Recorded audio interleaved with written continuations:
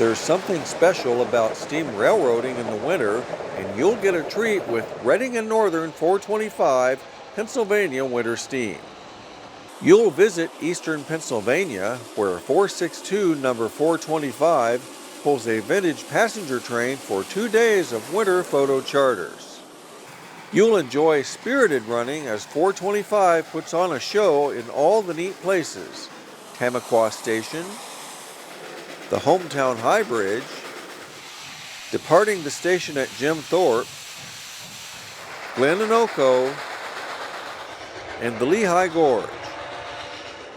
You'll enjoy great steam action in the shadow of the Appalachian Mountains in Reading and Northern 425 Pennsylvania Winter Steam.